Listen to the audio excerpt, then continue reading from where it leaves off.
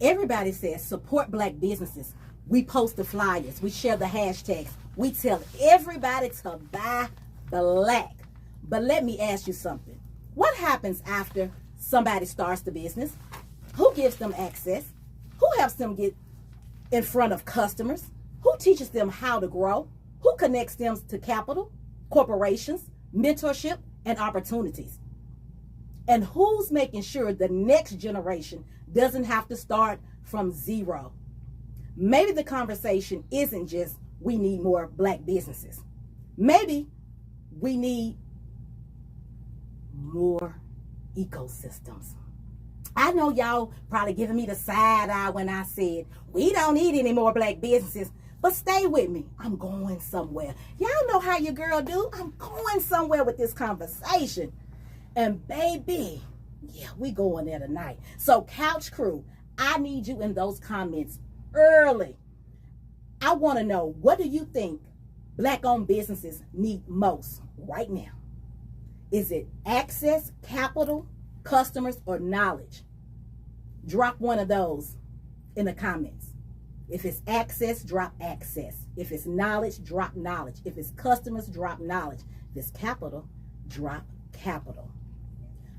Because my guest tonight has spent years, some of y'all know who's sitting on this couch. He spent years working right in the middle of this conversation. Welcome to the I Am Qiana Skills podcast, where we have real talk, real people, and relevant conversations. No gossip, just gems.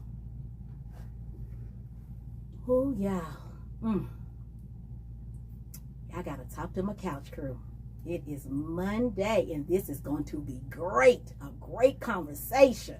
So I need y'all to go ahead and start tagging your folks. Tag those entrepreneurs. Anybody that's thinking about starting a business, tag them, and share this live. And if you're on YouTube, don't forget to subscribe. All month long, we're celebrating Black Business Month, but we're doing more than shouting out businesses. We're talking about what it takes to build one, grow one, and keep one. Because entrepreneurship isn't just about opening the doors. The real work is figuring out how to keep those doors open. Listen, Linda, listen. When you're about to have a conversation, and I mean a big conversation about building Black businesses and an ecosystem, you can't just have anybody sitting on the blue velvet couch. You need somebody who actually has been building one. And my guest tonight has receipts. He bought them receipts, baby. Carlos Partee is a serial entrepreneur, community advocate, professional speaker, and co-founder of the Nashville Black Market, a Black-owned and veteran-owned organization created to build access, opportunity, and marketplaces for Black entrepreneurs. And what started with one pop-up has grown into something much bigger.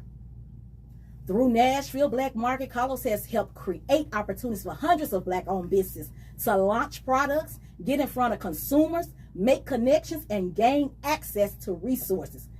And when we talk about resources, we're talking about real dollars. Dollar bills, y'all. Let me hold some, Carlos. Let me hold some. You got it. In 2024, Nashville Black Market was awarded $10,000 from Farm Fest Grand Prize, sponsored by Lipton.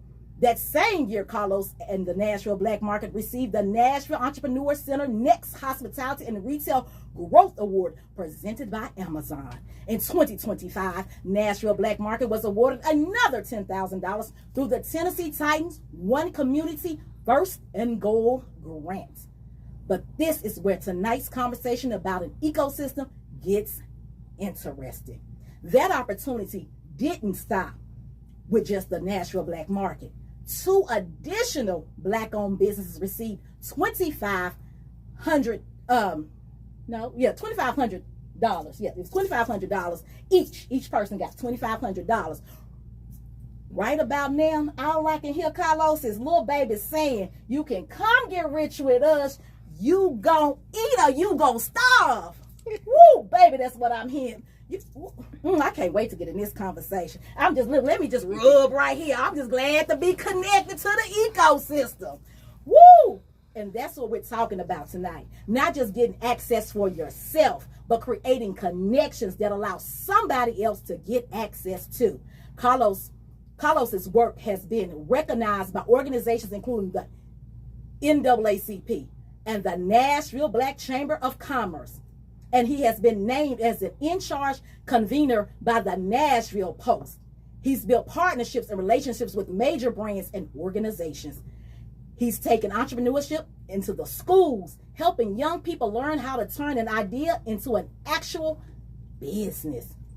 And Nashville Black Market has created spaces where culture, community, and commerce can exist in the same room. But apparently, building businesses wasn't enough for this man. He also is the founder of Cashville, etc. He's a radio personality on WNXP 91.1. Podcast host on Work in Progress podcast alongside rapper Stylito and friends. He's been featured in the Exit 207 documentary. And then there's DJ Partee. He a DJ too, y'all. Did y'all know that? He do a lot. And y'all know something?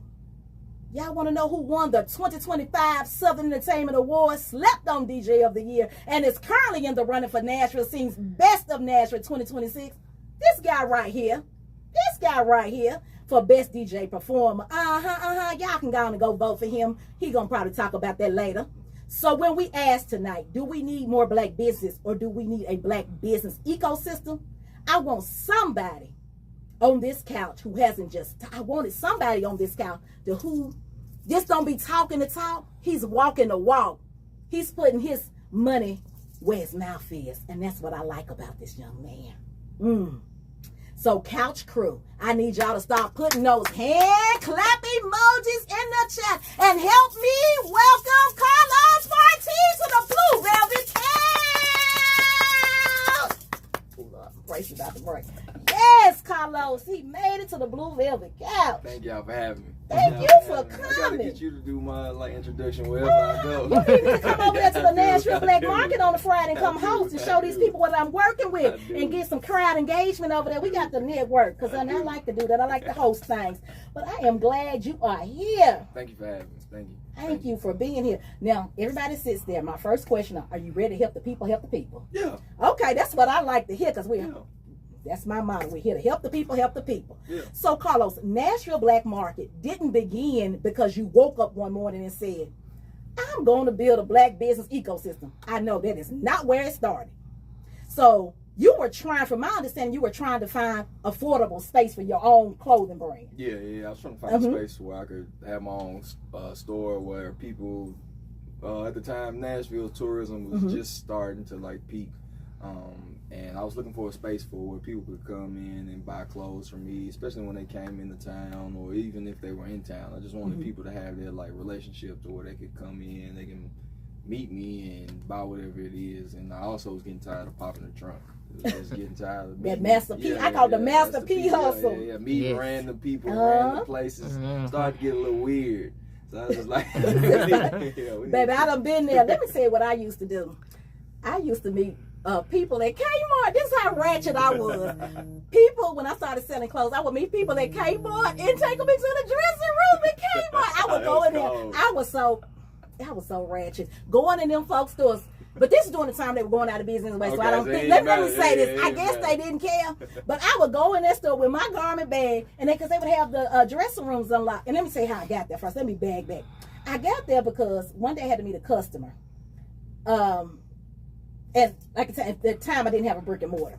So I'm meeting a customer. We went to one of them fast food places. I can't remember what it was. I think it was Wendy's or something. The bathroom was so nasty. I was like, oh, I can't do this. I said, well, let's go try. We was on Donaldson. I said, let's go try this Kmart. I don't know what made me say Kmart, but when I figured that out, I was like, then y'all don't go doing this nowhere because I don't need you arrested and blaming me. Don't go try this anywhere because you will probably get hit with this is a trespassing charge. Yeah, please don't go do it. Soliciting something. Just don't go do it. I wouldn't advise it. But that's what I started, and then that's how I found the solution. I said, I need a brick and mortar. I can't do this. I was like, I cannot keep doing this, meeting people. And like you said, then the new Nashville, as I like to call it. The traffic will get hectic. Yep. You trying to meet somebody and it just doesn't work, or they can't. It just becomes a big mess. Yep. So I was like, yes. It starts becoming variable. So you're like, which one weighs the odds a little bit more? Am I gonna pay more rent? You come see me, and I just be in here all day, every day. Right. You just catch me when you can, or you gonna catch me when you can in traffic. Because it's my understanding when you started that pop-up, you had about 15 vendors, but like maybe about 50 plus people wanted in.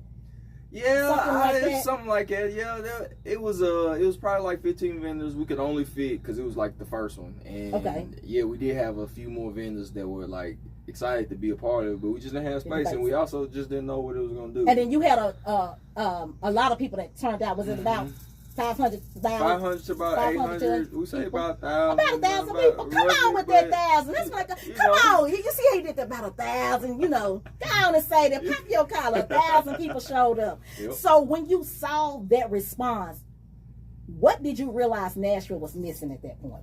When we seen that, I mean, a lot of people don't know that day was terrible. Like starting off, we had to clean up the space. Oh wow. The contract, we didn't have a contract. First lesson learned. Didn't have a contract, changed the price on us. I had to go borrow my grandmother's vacuum cleaner to clean up the space. Had to call some friends to help. So we went through a lot to get it started. Then the vendors, you know how it is when you're a vendor, you don't like situation. Is this gonna work? I remember the vendors too. They was like, "You sure is this gonna work?" And we was just like, yeah, it's gonna work. You know, yeah, it's all right. Just don't touch that. Don't do that. Don't look behind there. And yeah, like we probably had probably our first ever waiting list, but it was more so kind of like the word of mouth thing. People we knew that had businesses, people, friends, and you know, it was just the word of mouth kind of situation where it's like, okay, we heard they having a pop-up shop. How can we get in it? Can we be a part? Then once you know the slots were sold out. It was just, it is what it was, yeah.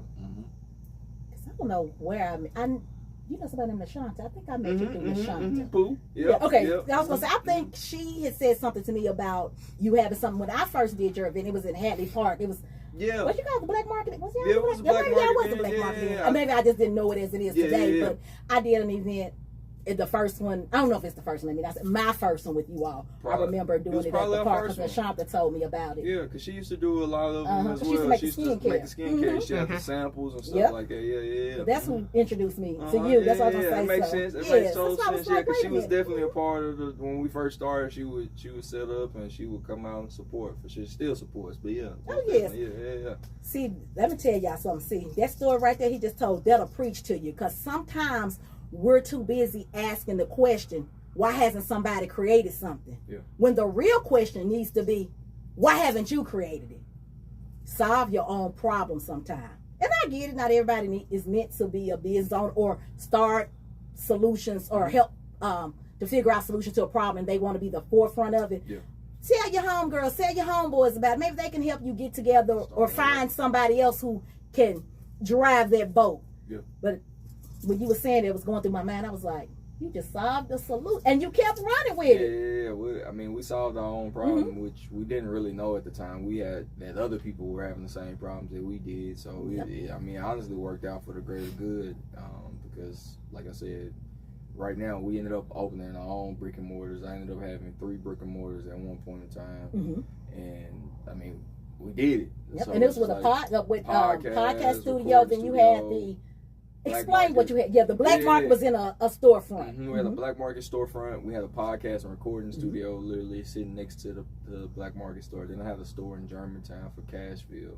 Yes. I remember one night with you bought your jacket. When I bought my jacket and my shirt. Look, we get around, we support. Yes. I was gonna say, that's the night you got the jacket because I wanted some. What did I was trying to get a teacher? You had my son. Something was going. Yeah, they stopped making she wanted a shirt like mine, but I don't make them no more. And then I got on you that night. You remember me saying y'all didn't have something with Parkwood. I said, why you need Parkwood out? See, I be supporting. He ain't had nothing with Parkwood. I was a little jealous because it had Trinity Hills, Bordeaux. Maybe it said Kings Lane or something. It said I'm still looking at you sideways because I still didn't see nothing. I might have to with bring them back. We might have to do I know, because every time I wear it, people are asking for it. So you going to have to bring Well, them if you back. bring it back, Especially the Bordeaux one. Bordeaux too. Okay, all right, we got you. Yes, please do, Paul. And I'm going to be in line to get mine.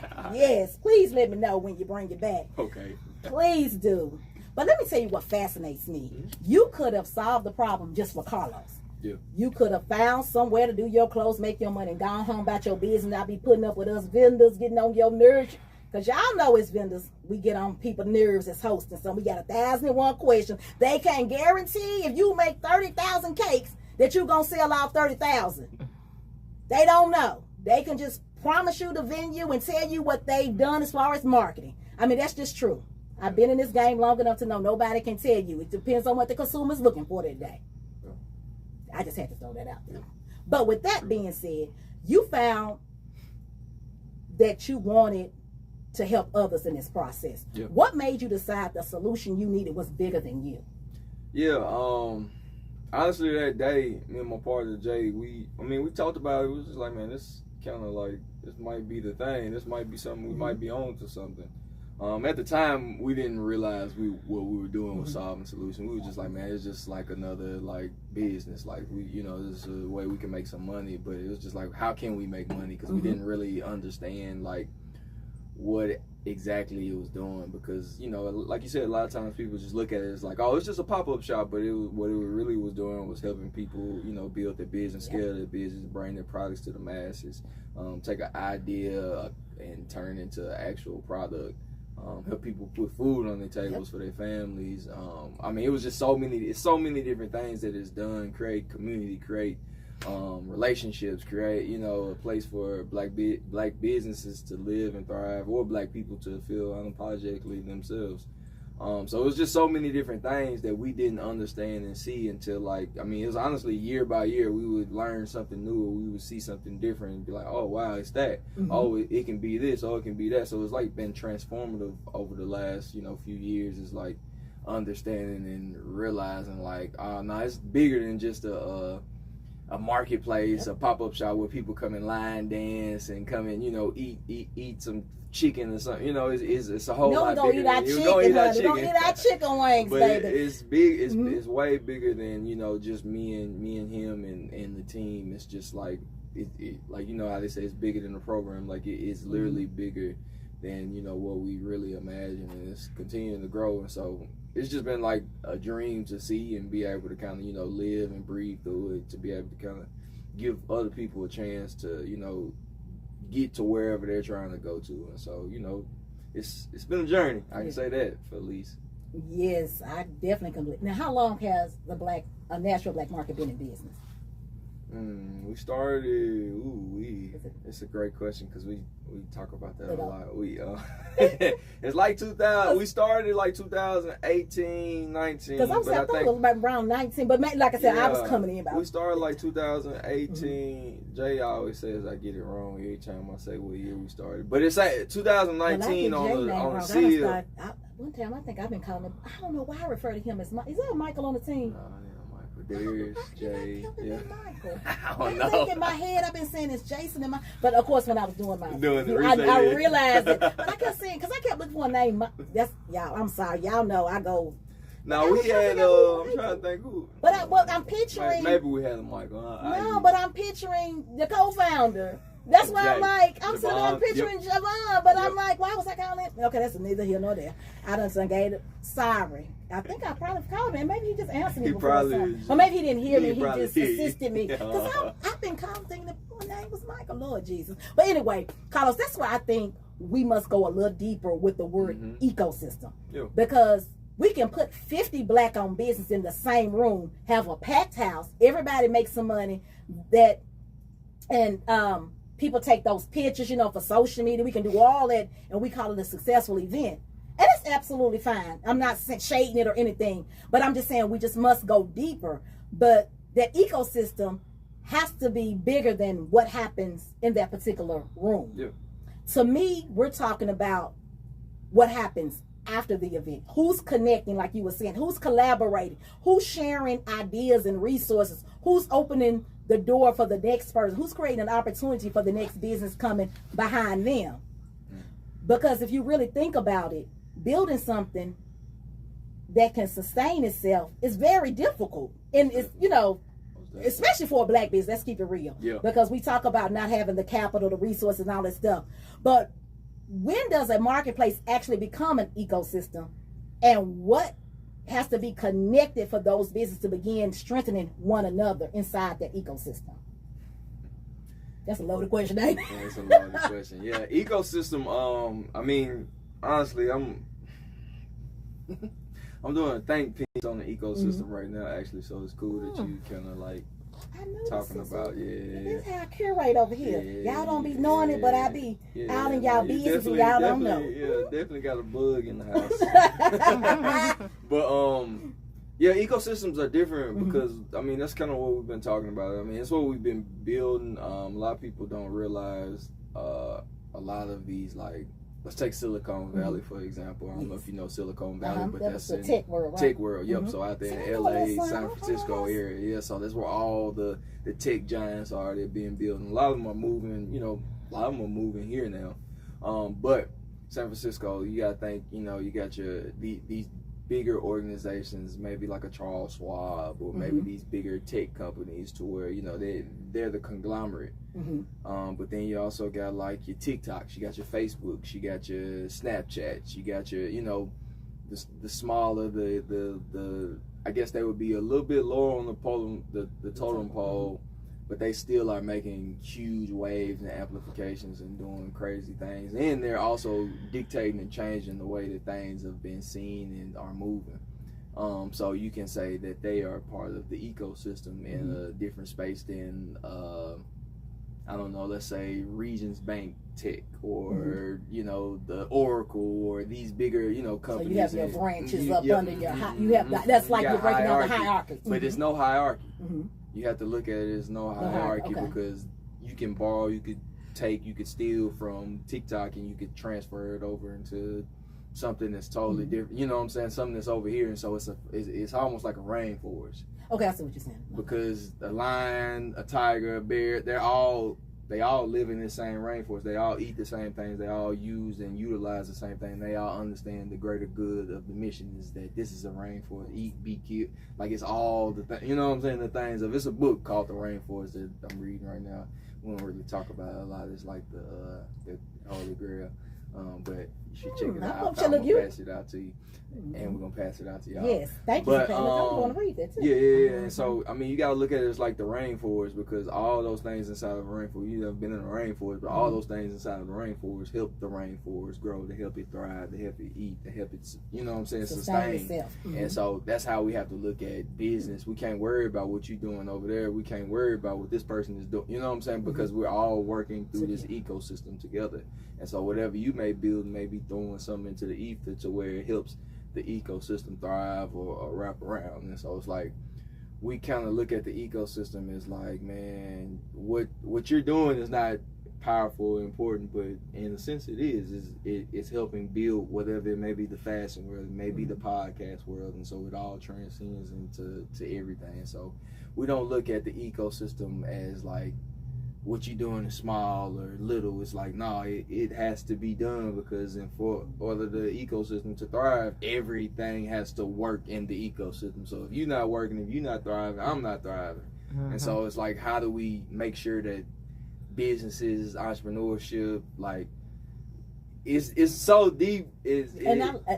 What I'm hearing you say that I love is that we're better together, because it's your job is insignificant to what I'm doing. It all has to work. And that's how we build communities. Exactly. To make stronger and better communities, and for us to thrive in our community. We always talk about, let's just say North Nashville. We don't have this. Maybe we don't have a public, well, it is one on Charlotte. But let's just say, we don't have one in the border area. We always say what we don't have, but to get those things, we have to build that ecosystem and show them that those dollars will be spent in our community. And look, when I lean in, look, let me talk to my people. And that means we're not going to be robbing the stores. We're not going to be stealing. We're not going to be what I call that young Miami living. Y'all know what I'm talking about. And should I say her name? What's her name? Carisha. You know, to have things in your neighborhood. That's a whole nother. But I have to say that because it's true. We've seen too much stuff My business is over here in North Miami. I've seen dollar stores, Family Dollars go Come out of and go. business. And what we don't think about, and I've seen it even on, oh my goodness, what's the projects on Murfreesboro Road? I can't think right now. Is that Napier? That's not Napier. Is that Napier?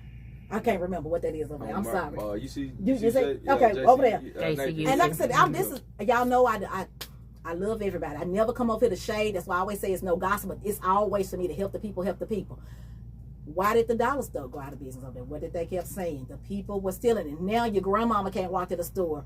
Your young child can't just go to a simple store to get something. They have to cross that busy street. It's a store across the street that they can, but you had one right there where you could just cross over. Like, people don't realize this. We have to start thinking about, when we're talking about ecosystems, we're talking about our communities as well.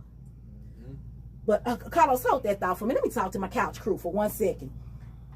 What I want to do tonight, because I'll be remiss if I didn't say this, I want to build not going to really justify it as an ecosystem, but what I want y'all to do is tag a business right now, a black business that you could put in. We just say we're creating an ecosystem tonight on this podcast. Go ahead and tag those businesses, or tag someone that is a business owner. And if you on here in a business owner, tag your own business and tell us what you do. Now, don't give me a long commercial. Just say, hey, boutique owner, the Closet Experience Boutique, just so somebody might find you. And people, if you're on this podcast and you see these videos, go check them out and see what they're about. I just want to start something. Since I have this platform, I might as well throw that out here while we're talking about ecosystems. I think that was a perfect opportunity. Okay, so y'all got it. Just tag a black business in the chat, and then if you're the business owner, tag your own brand and just tell us what you do. Or just put your website. Just say, I sell clothes, I sell hair. Put the website or your social media handle, whatever you need, so people can find you. I just want to throw that opportunity out there for you, because to me, it's free promo over here. You never know who's looking, so I thought I'd throw that out. Okay, now let's get back into this, Carlos, because what you've been saying is so significant. A lot of times we want to blame. I hate to say this, but you always want to blame somebody else, or the white man is holding us down. I like what you're doing. You're taking it upon yourself to be accountable for your community. And you even said you're reading a book on this. Like, you're really taking it serious. Like I said, you could have stopped a long time ago and said, I'm good, but you keep going. And at this point, what still motivates you and drives you to do this? Yeah, I guess like the younger self, like the next generation, it's a lot of work that needs to be done here in general, around the world. But it's a lot of work that needs to be done here in Nashville. It's a lot of doors that need to be kicked down. It's a lot of opportunities that need to be provided. And then a lot of these kids need to be able to see that it can be done. They need to see that black and brown people can do bigger things. They need to be able to see, more, they need to see more influence, positive influence. And I think, it's our goal. It's definitely something, when you were a kid, you looked up to, whoever you looked up to. In my era, you was looking up to the dope boys. You seeing them drive the nice cars, have a nice girl, or whatever it may be. And nowadays, kids look up to social media. They looking to see who's popping it, who's doing this, who's doing that, who got the nice car, who's, on social media all day, And I think one thing that we're missing, here is we don't have anybody, we don't have too many figures, we don't have a bunch of people that are doing professionally well enough in business to where we can say, hey, that's such and such, they built this business, that's such and such, you know what I'm saying? Even if we do, it's not visible enough for, the next generation. And so I think to be able to kind of create and help build, source, amplify, and cultivate these next generation of entrepreneurs, and just help my peers and help one another get to that next level. That's one of my goals.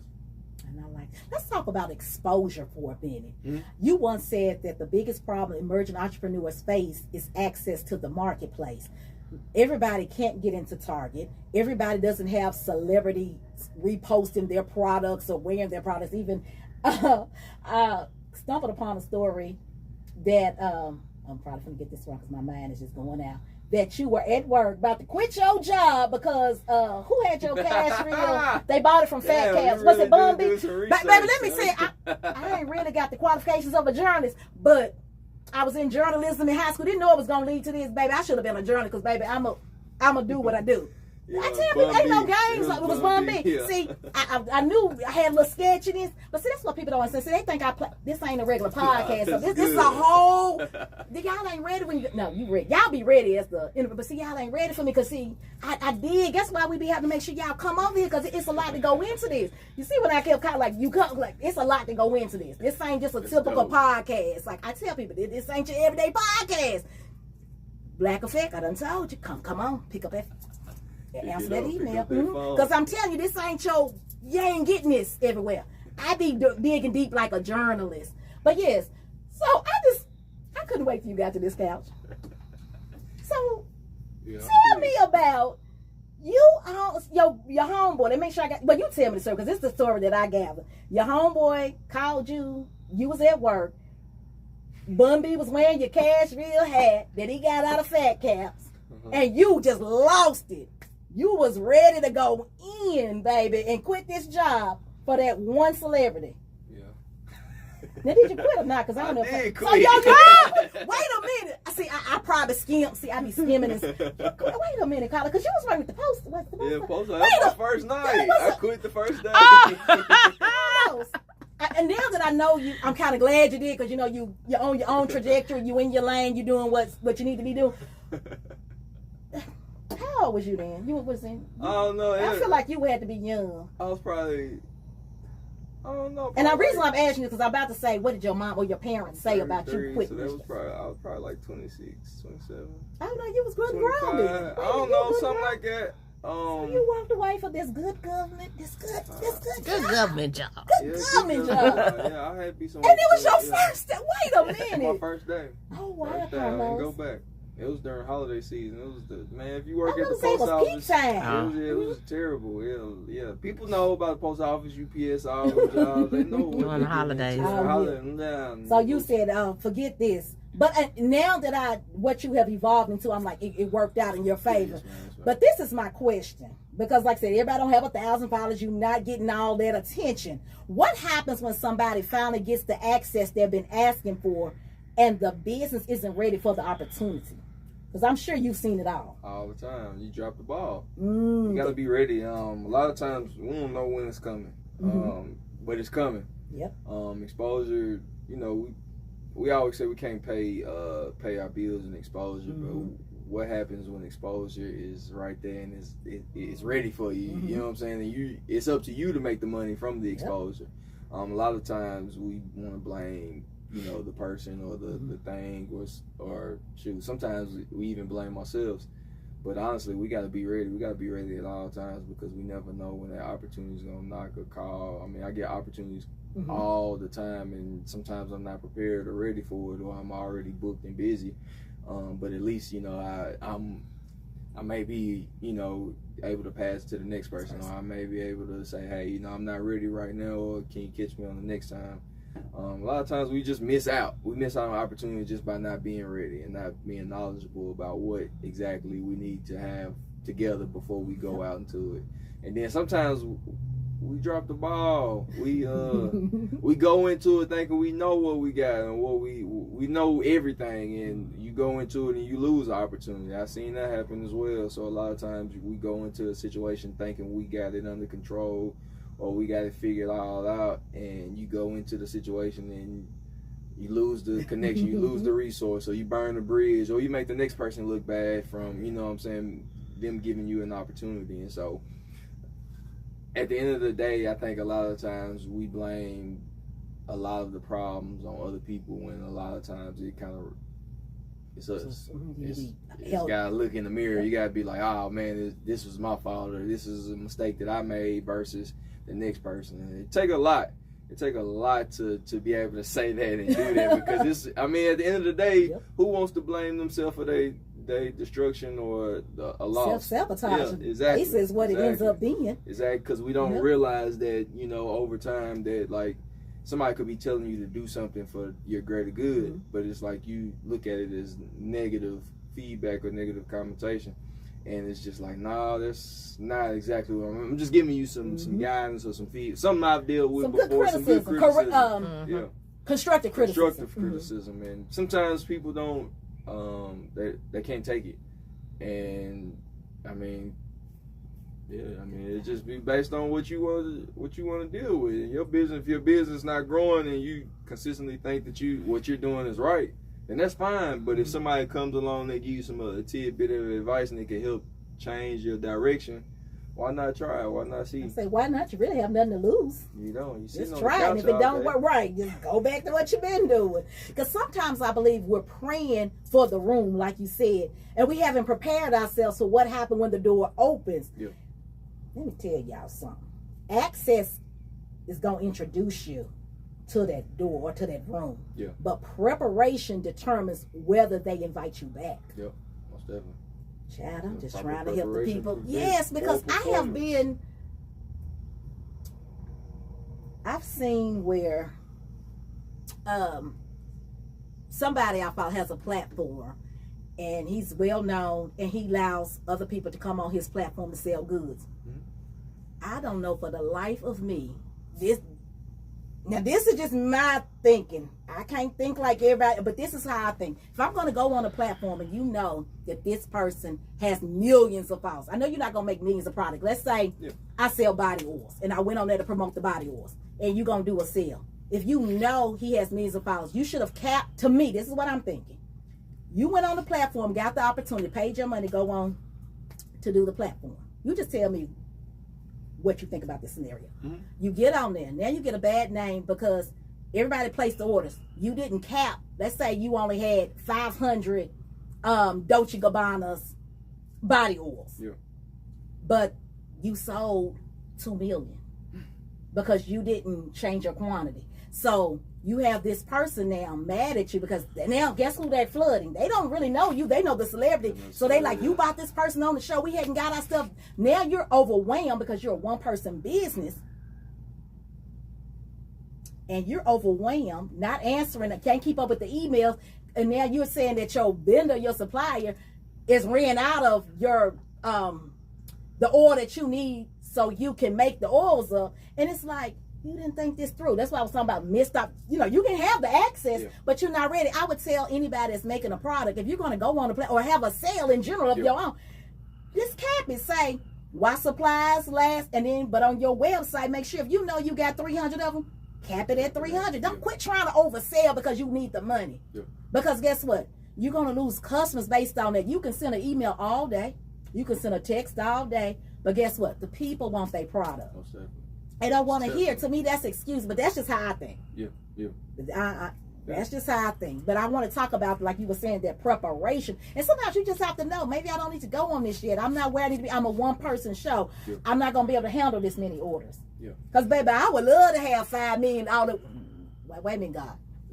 Let me back. Maybe not 5 million, because, baby, I have the whole army up here working. But sometimes we do want more than what we can handle. And I always try to make sure, let me put that in there, that I try to make sure that whenever I'm praying for greater, that I be like, can you give me the resources and the wherewithal to sustain whatever it is I'm asking for? Because that's one thing I don't want to do. I don't want to waste somebody else's time or my time. Because that is crucial. No, that's real. I want to say this too.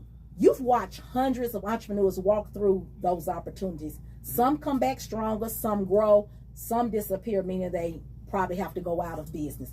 What's the biggest difference you've noticed between entrepreneurs who uses opportunities to build something and the ones who simply just want to be a weekend salesperson? Which is nothing wrong with that. Like I said, it's a shame that we have to say no shade and all this, but I just want to really know what's the difference that you see. I mean, obviously it's growth, but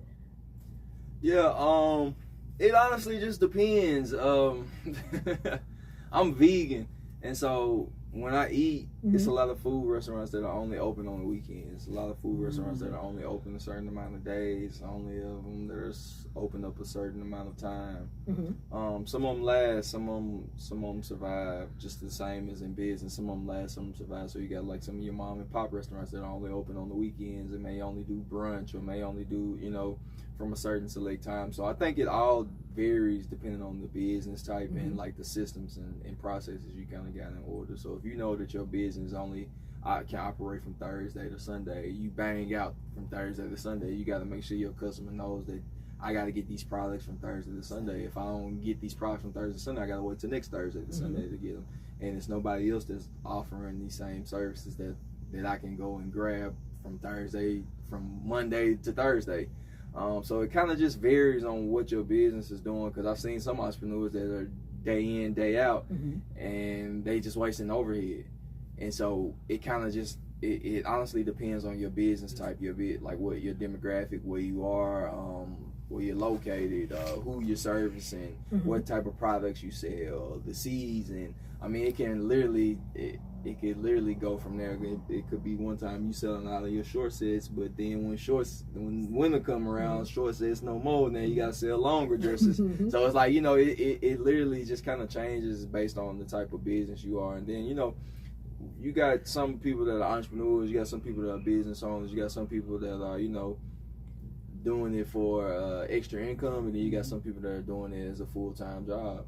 And so it just kind of varies on who you talking to and what you're trying to get out of your business. Because there's some people that are literally like, my business is my way out, and some people are like, nah, this is just something I like doing in my spare time, or I found this little, you know, hustle that I could do from time to time. Well, this is my creative outlet. Like, I just want to be creative, and I just want to, this is my creative outlet. I ain't making no money from it right now, but this is where like I'm passionate about. It's like my passion project.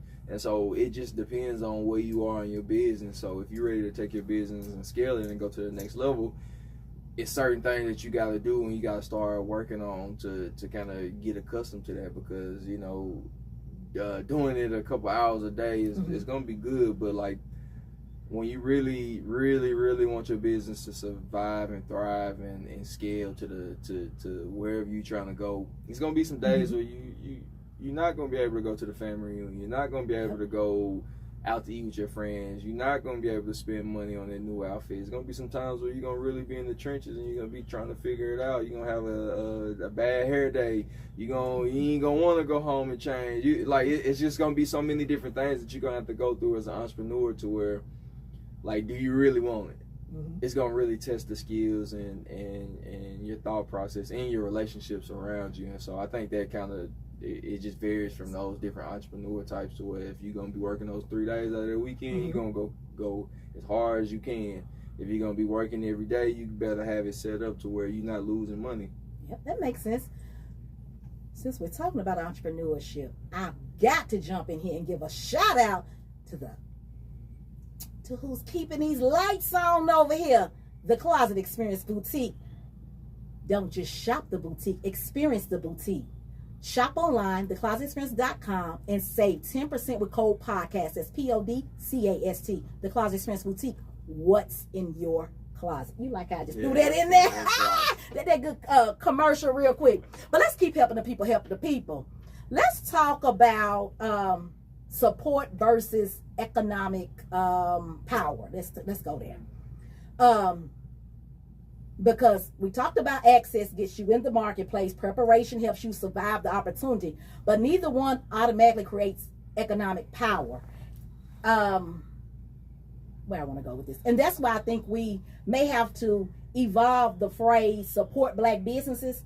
You know how we always throw that out there. Support does matter. Yes, most definitely. Yeah, don't misunderstand what I'm saying. Support, it absolutely matters. But is support enough to build an ecosystem, or should we be talking about building actual infrastructures? And what does that infrastructure look like? Yeah, that's a great question.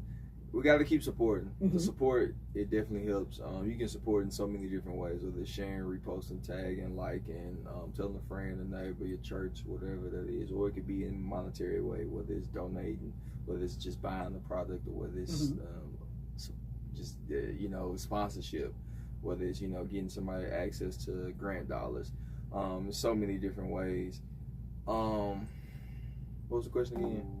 It is. The question was basically about support not being enough for that economic system. How can we bring people together to support the business to make it go hand in hand?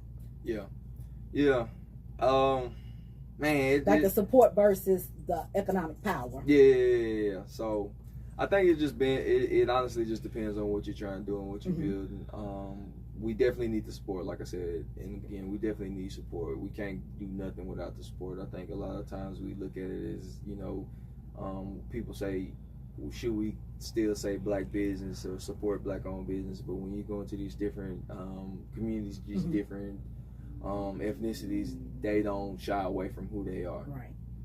It's about the service, it's about the attitude, it's about the customer experience, it's all those things that make you feel like, okay, it don't matter if they're this descent, it don't matter if they're Somali, it don't matter if it's a Hispanic or connoisseur, it doesn't matter about bodega, whatever, it don't matter, because I'm going into it and I'm getting the same experience that I would go into somewhere else and I would get the same experience. And so I think we have to look at it the same thing in mind. Is like the support has to be, we got to set the bar. Like we can only set the bar so far.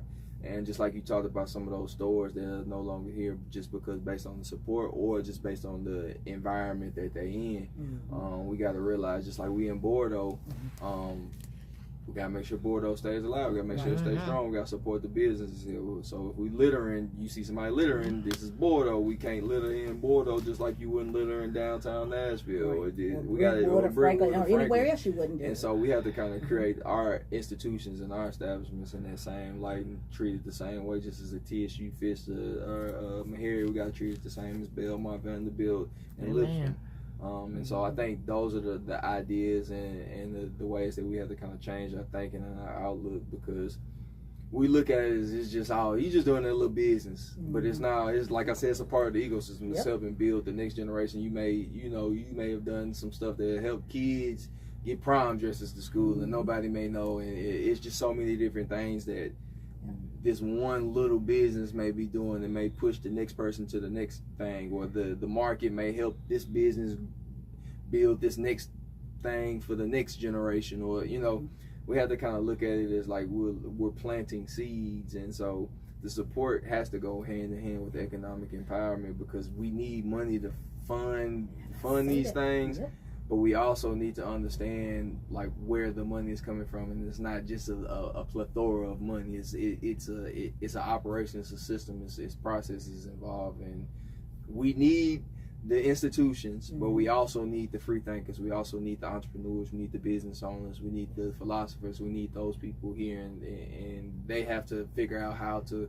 We got to figure out how to mesh it and work together, and we got to let people think and breathe and be on their own. We can't micromanage the philosopher.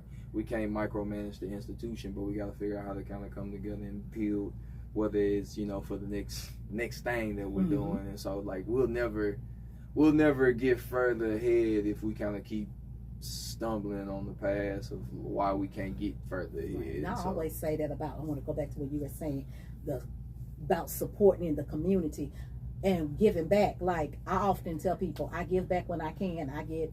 People know this about me. People call me, connect. Sometimes I'm not able to do it.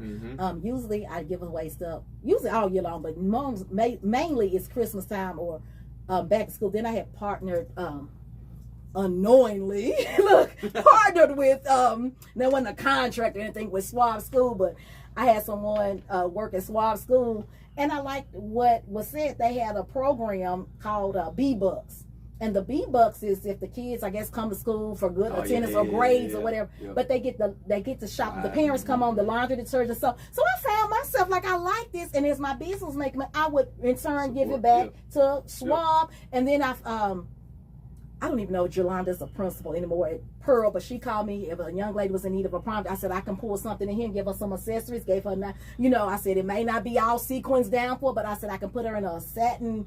I mean, it wasn't satin. I can't even think what it was. It was a black dress, one of my stage present dresses, what it was called during that time.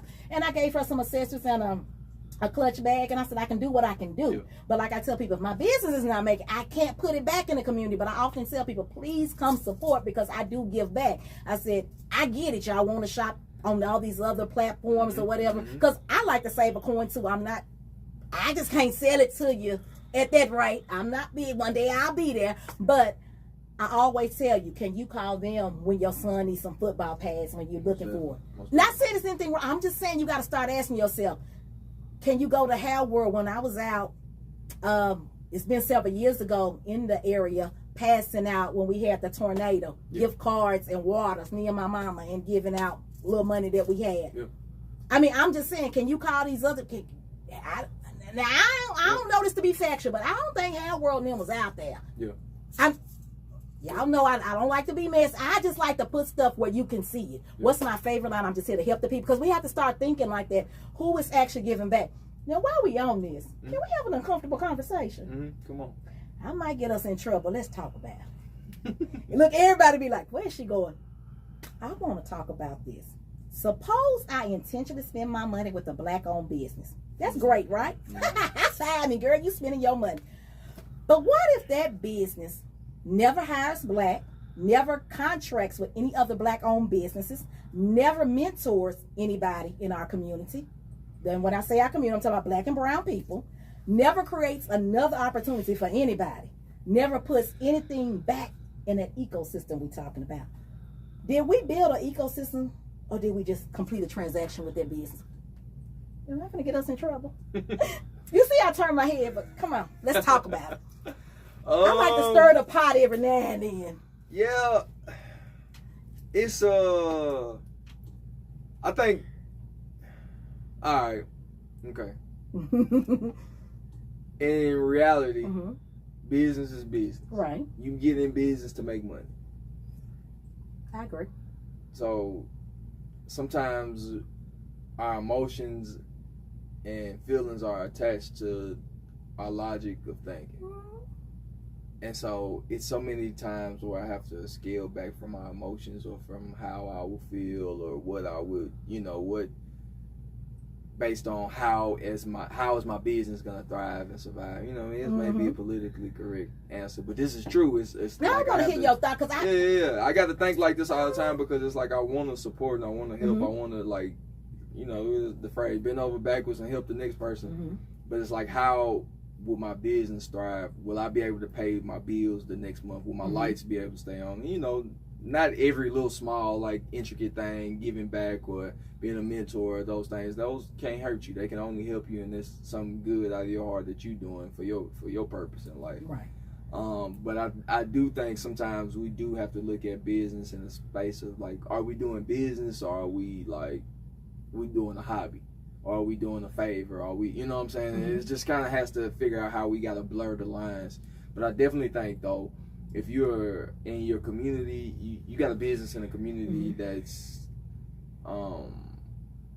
it don't matter what race or demographic it is. If they doing something good in your community and they need help or support, or if you see certain people doing things, whether it's a kids football camp or whether it's a lemonade stand, I do think you do have some moral, some civil obligation to support, or to whether it's reshare their posts, whether it's to let them put their flyer up in your brick and mortar. And I'm not to say that they gotta do this. You gotta do anything. You don't have to do anything. But I do think it does, based on, if your child is on the cheerleading team and, it may be across town, or and this cheerleading team need to use your facility. It's not the same people as the one your kids is. Those are the things you kind of got to think about. How would you feel if you were in those shoes, kind of situations? So it just kind of varies, because it's like I can't knock the next person in the next business for not doing something that I would do, because we're not the same person. I'm not the same as the next person. My heart or I put my pants on the same way, but I wear a different size than you, or you know what I'm saying? I would think a different way. And so I don't know. It's one of those questions to where it's just it's based on you morally. Or is that something that you would do morally for the next person versus your business? And at the end of the day too, business is business. So we gotta figure out a way to where we still meet our ROI at the end of the day. But also, if we meet our ROI, will this hurt us? Will this hurt us by supporting you? And that's what I was just gonna say. And you got to make sure, because what I'm hearing you saying, is it gonna hurt me where I align? Mm-hmm. And what got me thinking is because I just saw a news story. This wasn't here. This was, y'all don't quote me, I think it was Miami, where the guy on the I think it was a Jamaican spot. What ended up happening was he got on TV and said he voted for Trump and that Trump promised the Haitians or all of this stuff, but they came in and deported the his workers. So now his restaurants are about to force to close, but nobody knew. Well, I guess if he wouldn't have went on TV, nobody would know who he supported or voted for. So in return, he was saying that the customers also stopped coming because of that. Because of his support. And this is where I also think it gets tricky, because you should be able to support who you want to support. Yeah, for sure. But it's also I'm not things too where it's like, everything is it's public knowledge, especially when you be like somebody like you're not caring about me right now. But as soon as I cross a certain threshold, you're looking to see how I'm moving. But that's what I'm like. That's back in the day, you didn't know the corner store that you went to may have been owned by a white person, but you didn't know they ethical views on who they were voting on, unless they treated you a certain way in the store, or the certain like you didn't know the thing about Buzz Hardware in North Nashville. You don't know who they voted for, but they was in North Nashville and they was making keys for everybody for umpteen years, and so like you just never know like what your political views are and how it can blend and cross over. So a lot of the times in business, like people, they say to keep politics and business out of each other. So it's it's one of those tricky subjects.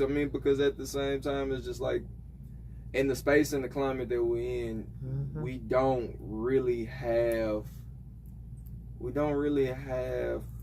too much wherewithal to be able to kind of choose based on do I want to keep business and it's separate right now in the space that we're in, because the next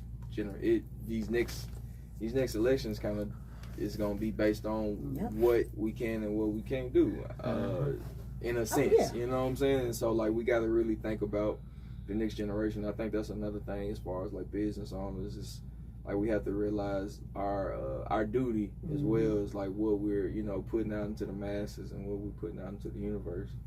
And I was going to say, speaking on that scenario that I gave, I wanted to say we can't demand to be intentional about the black dollars coming into your business when being completely unintentional about where the dollars go out as far as, what are you doing, those decisions that's being made. I just wanted to use that Miami example of what I'm speaking on right here, because it's like, ouch, like he's suffering, but it's like, it's almost like, should he went on TV? Should he said anything? Because either way, I think it's a twofold here. And the reason I say that is because you've lost your workers. You could probably hire somebody within the company, whatever you do. But also, now that you said something, you've lost the customers anyway. So now you can't. It's one of them things that make you think about that intentionality of how to run your business, what moves to make. And a lot of times, you do think that you're doing things for the greater good of your business. He probably thought I don't know this to be facts.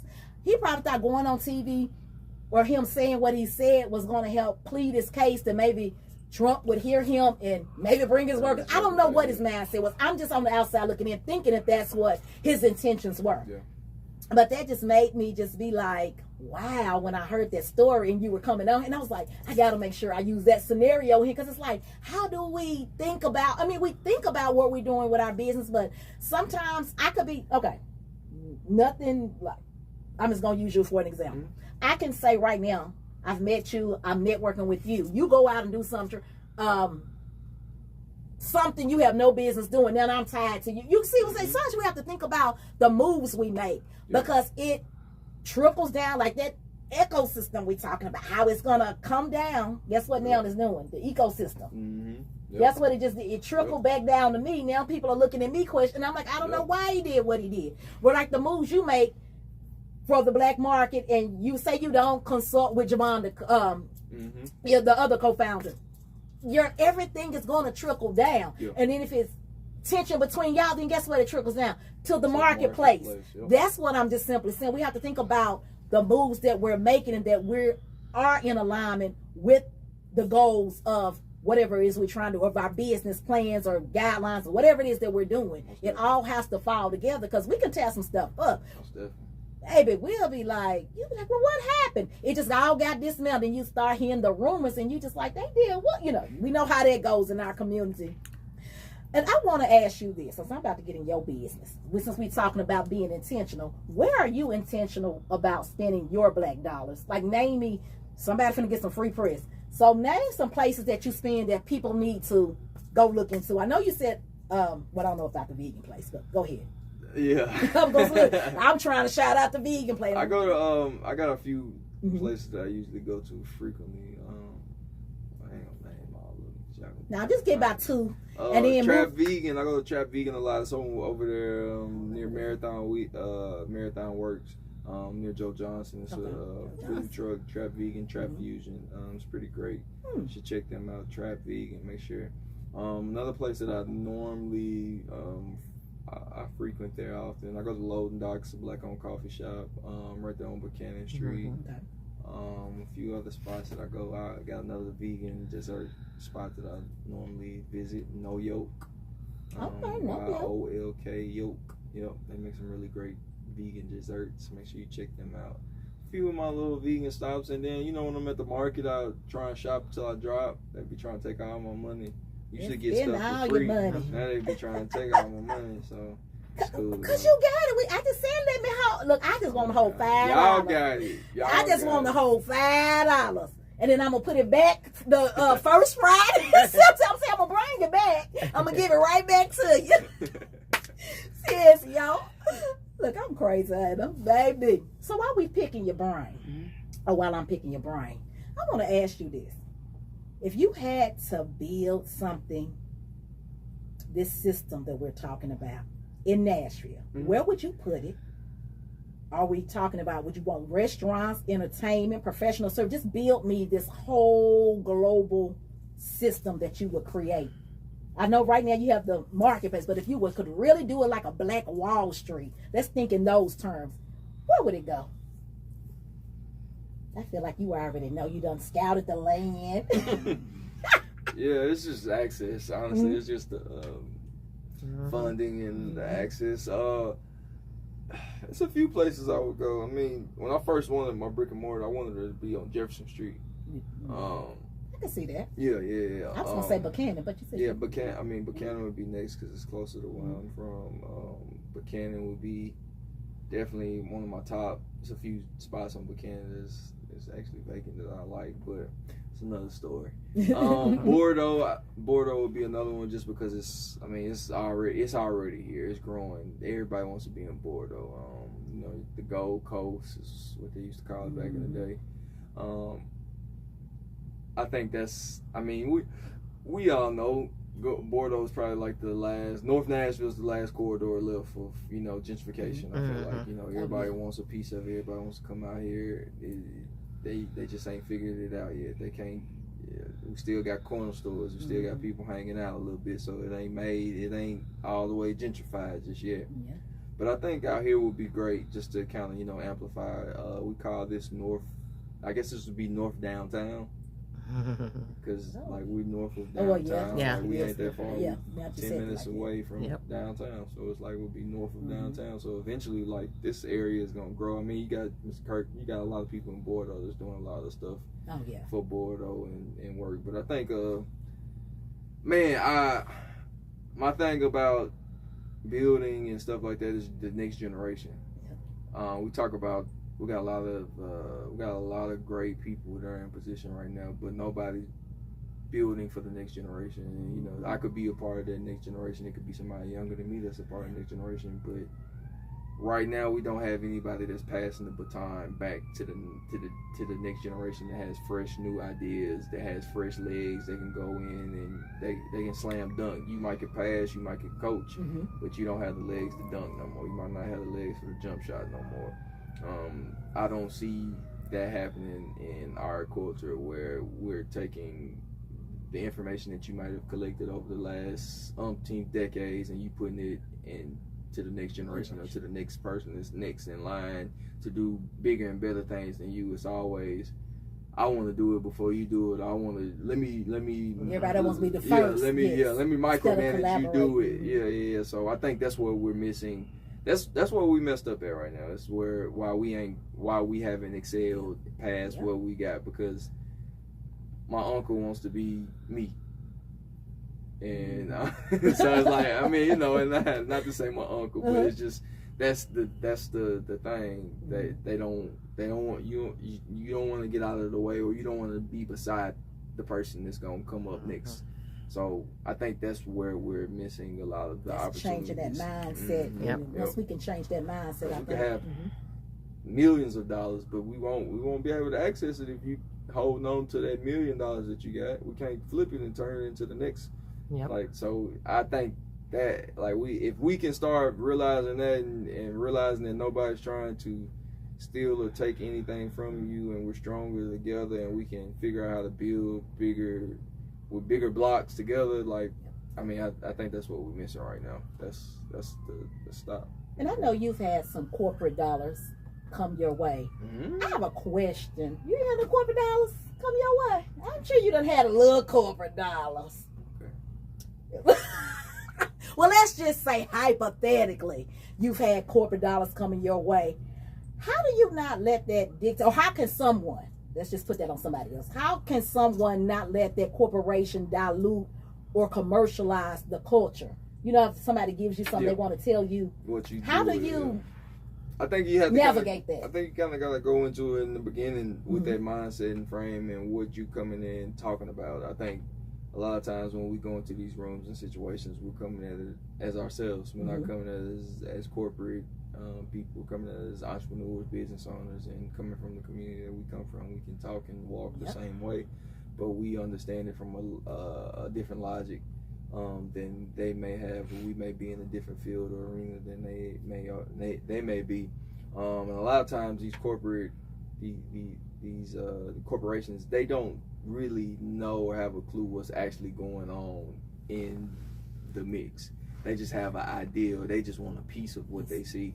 And so a lot of times they don't realize and understand. So sometimes they're literally like, hey, you do it, you figure it out, we'll put the pen in the paper and make it happen. Then sometimes they're just like, we don't understand this. And you kind of got to make us see it, kind of got to make us believe it thing. And so it's always great to work with people who understand you and get what you're doing, and they realize the value of your brand, and they don't dilute it. They want to add to it. And also just in general, you gotta ask for stuff. You gotta be able to communicate, and you gotta be able to articulate what you're asking and looking for, because at the end of the day, they'll use you, and you'll end up they'll use you and forget that why they came to you. Most of the time they come to you, and then as soon as something goes left with you, you get hypothetically something bad happens. We've seen it with rappers that partner with people, and what's the first thing they say? Oh, what? So you didn't listen to the person's lyrics? You didn't know, do a background like? I be so I be like this. How did they miss that? I'm like, I'm not the smartest cookie, but you didn't know what you was you just saw the person popping and think you gonna make money off their backs. Let's just call it what it is. Okay, did I just go there? But yes. But before we wrap up, what I want to do, because there's probably some entrepreneurs in the chat, I'm gonna give you 3 scenarios of entrepreneurs, and I just want you to kind of talk to them. I'm gonna give you number 1, the dreamer. They've had their business idea for about 3 years. The logo idea, the business name, the Pinterest board, all that good stuff. What's a gem you would give that person? Start. Ooh, I like that. Start now. Start small. What about the hustler? They're making the sales, but there's no systems in place, no structure. Everything depends on them. If they stop, the business stops. What's the gem you would give that person? Slow down. Slow down. Literally, put the plan together. Put the pen in the paper. Put the plan together. I think I've been in all those spaces. Put the plan together. Put your action plan together. Find you people that can help you build your dream. Find people that believe in the dream. It ain't gonna be today. It ain't gonna be tomorrow. But keep putting up. Keep showing up, because one day it's gonna make sense, and you're gonna realize used to look at YouTube videos a lot before I started Nashville Black Market. I always remember in the YouTube videos, it'd be like, man, I remember this one time such and such happened, and man, and I ain't think I was gonna get past that. Now I'm such and such, and I ain't think I was gonna get past that either.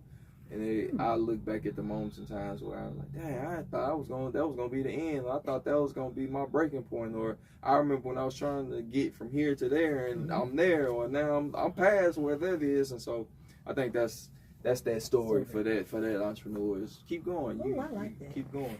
Keep going. Just keep going. Be your own cheerleader. Mm-hmm. Entrepreneur number 3 that I'm going to give you is the discouraged entrepreneur. They've been consistent. They've been posting. They've been selling. They've been showing up. They've been working. But business still isn't doing what it needs to do as far as growing. They're tired. They're questioning whether any of this is worth it. What's the jam? And that too. Find you some resources. Find you some mentors. Find you some like-minded people. Get out of your comfort zone. I think a lot of times in that space, we're around the same people. We're around people who don't understand or get it. And we need to find more people that understand and get what you're trying to do. And it may be losing some friends. It may be losing some sleep. It may be losing some connections. And you may rebuild those relationships and connections in the long run. But you got to exchange your time for the opportunity. A lot of times we miss out based on what we're used to or what we're used to thinking about. And sometimes we gotta get out of our comfort zone. We gotta figure out a way to, you know what I'm saying, get away from, block out the noise and negativity and the discouragement, and find ways to reinvent ourselves or to re-encourage ourselves. And so there may be going to a networking event. There may be going to doing something to clear your mind and free your time, or it just may be, you know, going to a conference. It could be any of those things that help you get your spark back or your confidence, or it may be a room that somebody's maybe talking about you and you don't even know it yet, and you just got to keep going. And like I say, consistent motion is my thing. Constant motion, consistent motion. So no matter if I'm stagnant in one area, I'm moving on another part, and I'm consistently going, and that part will end up making its way back to me once I finish with this one. And it's just, I got to keep going. I got to keep moving, because at the end of the day, we got to keep moving. We got to keep going, because we get so caught up in what we not doing versus what we should be doing. And so if you can block out all that noise and keep moving and staying in the road, you'll make to where you're trying to go to. It ain't gonna happen overnight. Yes, everybody wants it overnight. Yeah, no, babies. baby. It ain't gonna happen I don't like know that. who invented the microwave babies, but baby, now it's not gonna happen like that. I want to say this to the people: don't confuse slow growth with no growth. Yes, don't become so emotionally attached to how you've been doing something that you refuse to examine whether it's actually working. Because sometimes faith, if you a faith believer, it's gonna whisper, keep going, and you might not hear it, but it's telling you, it's whispering in your ear, keep on going. And sometimes wisdom just shouts, change the strategy. Sometimes you got to have that discernment when it comes to being an entrepreneur or building a business. Because stuff, you're going to hear, like you said, you're going to hear all kind of noise, but you have to be in tune to what it is that business is doing. What do you need to shift or pivot? Which way you need to go, that direction. Carlos, thank you so much for being here. I greatly appreciate it. But before you leave, you got to go ahead. No, I just want to say thank the businesses that shout okay, come out on, their business. shout them out. All right, here we go. Yes, come on. LL Transport Services, LLC. Hey, morning, Chris. Veterans of Life, Life Insurance and Retirement Planning. Okay, come on. Veterans Life Insurance Retirement Plan. Come on, insurance. Renee's Impact, owner of Hair Like Kayla's. Oh, hey, Kayla girl, how you doing? And then Expansive You. Okay, come on, Expansive You with your journals. Come on, girl. And those are the business. okay, well, since we're right there, let me go on and do a commercial break. The Closet Experience Boutique. Be sure to experience the boutique today. theclosetexperience.com and receive 10% off with code PODCAST. That's PODCAST. What's in your closet, the Closet Experience Boutique. Oh, y'all like how, but I want to say something before I let you go. There's another side of you that I didn't. We talked about all this, but I want to talk about this DJing real quick. You won the 2025 Southern Entertainment Award, Slept On DJ of the Year. Mm-hmm. So here's what I know. You're up for, what is the Nashville scene? Tell me about this so the people can go vote for you. I 2026 Best DJ. Okay, yeah. Go and shout that out because I'm trying to get you some votes. You see how I like to do that. Come on. Y'all make sure y'all go vote for me. Best of Nashville scene. You go on their website, Nashville Scene, Best DJ, vote. Mm-hmm. DJ Partee, Best DJ. You can also vote for her for Best Boutique. Oh, y'all go put me out there. Best Boutique, y'all doing our host, the Slept On Host of the Year, because y'all know, y'all done see me in action. Y'all better tell Carlos had me on down there at the Black Market, and he missing a treat. You can go and have me down there. Y'all tell him how I be running that crowd. Y'all know what I do. Go on and go flood this, what is it called? Look, I'm so old. What's it called? DMs? His website. Y'all, I'm real old when it comes to social media. I done said, what is it called? Oh, I should have known because God has said go down in the DM. Now, I ain't say go down in the DM with him. Just go shout my name out. Yes. Now, tell the people again because I done ruined your shit. Make sure you go vote for me. Best of Nashville Scene, Best DJ, DJ Partee. Vote for me today. They want you to vote for like 20 more people. So you can vote for her. You can vote for whoever else you know. Vote for me. Vote. I'm trying to win it this year. Yes, he gonna bring that win on home. Y'all trying. We going. Yeah. Yeah, I like that. Yeah. Positive thinking bring positive outcomes. Okay. Thank you again for coming and sitting on this blue velvet couch. Yes. Yeah. Yeah, you like my couch? I had a couch just like it. Ain't had a that. Oh, I look fancy stuff on. Look, yeah, you know I had to get fancy in here. But I want to say thank you. Anything else you need? Anything else you have going on? You want to shout? How can the people follow you and keep up with the Black Market? And the next one is September the what? 4th. Yeah, the 4th. That's right there. That's the first Friday. Let's just say the first Friday. First Friday. Labor Day weekend. Labor Day weekend. Yeah. Make sure you come out, support the vendors that are there. So the Black Market. What else you got going on? You got a party or what? What you got going on? I got a bunch of parties going on. You can follow my party page, Weather Partee. My last name, Where the Partee. You can follow me, _Loso on social media. You can follow me on LinkedIn, Carlos Partee, or you can go to my website, carlospartee.com, and hit your boy up. Contact me, book me, let me know if you need anything. Holler at me. I got you. I do consultations as well. So. All right, good. You heard him. Now it's time to get into this real talk. Starting a black business is something worth celebrating, but we can't stop at starting. We need businesses that can grow, businesses that can hire, businesses that can collaborate, businesses that create opportunities for other businesses. We need consumers intentionally circulating the black dollars. But business owners, we've got some responsibility too. We can't scream support black business when we're selling and forgetting about spending those money back in our communities. Yeah, I see something right there. We talked about that earlier. Not putting that money back into our communities, not being intentional. We can't build collective power with individual economic thinking. If everybody is building their own table, but nobody is connecting the tables, we still ain't built a dang on thing. We need corporations willing to invest, not just sponsor something during Black History Month. We need access to capital. We need education. We need mentorship. And we need the next generation learning about ownership before they're grown, trying to figure this all out. Because one successful Black-owned business, yeah, that's a win. But thousands, think about it, thousands of Black-owned business connected to the customers, the capital, the opportunity, and each other. Baby, that's power, and power in numbers. So maybe that's the shift. Stop just building businesses. Start building the systems that keep the businesses thriving and our communities thriving. And that's real talk. Now, Couch Crew, you know what to do. I'm asking you to do me one big thing tonight. Drop some diamond gems, those gems down there in the chat.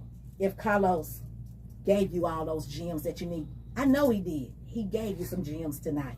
Go on and drop them. And don't forget to tag your people. Share this episode. And go on over to the YouTube page, the I Am Qiana Skills YouTube page.